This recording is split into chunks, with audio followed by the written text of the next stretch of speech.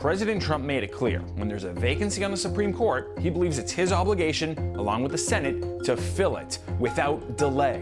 Which is ironic, because he's been totally cool keeping seats on the Federal Election Commission vacant for years. Many of them. So many that the Election Commission was basically decommissioned for this entire election year, which you should definitely care about, regardless of your party. I first brought you the story about failures to crack down on candidate corruption a year ago, when there were so many vacancies on the FEC, this important watchdog agency wasn't legally allowed to even hold a meeting, let alone enforce the law. I mean, it was completely preventable. All the president had to do was pick a Republican and a Democrat to fill a couple of vacancies, and then they go before the Senate for confirmation. One of each. President Obama did it in 2013, President Bush did it a handful of times. But nearly 3 years into the Trump presidency, it hasn't happened yet.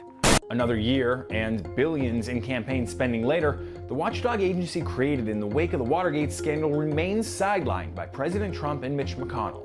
And why should anyone in DC be in a rush to fill those positions?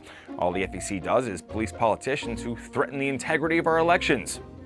Democrats and Republicans alike break the law. And when they do, most of us want them held accountable, so taxpayers don't get hosed by the individuals and corporations trying to take advantage of us. An election year without a functioning FEC means lawless actors and shady political operatives are very likely going to feel empowered to push the legal envelope. Who's that? Brendan Fisher. I'm the director of the Federal Reform Program at Campaign Legal Center. His nonprofit files complaints with the FEC when they spot funny business with campaign cash.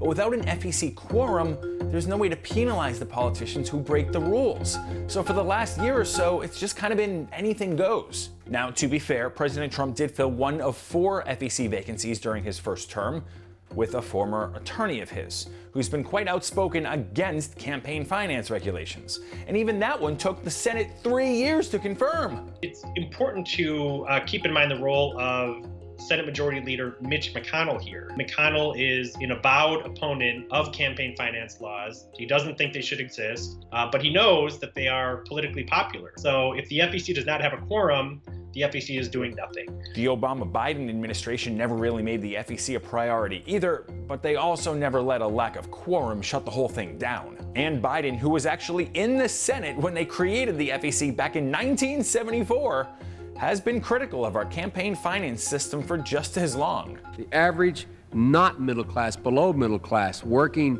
poor in this country know darn well, that they're in a position that all they want to know is the guy sitting next to them has no more influence than they do. Bottom line, if you hate influence peddling in Washington, you want the FEC watchdogging. If you hate politicians who cheat, you want the FEC investigating. And if you hate the Washington swamp, you want the FEC draining. But that's not happening right now. So until something changes, the swamp only stands to get deeper.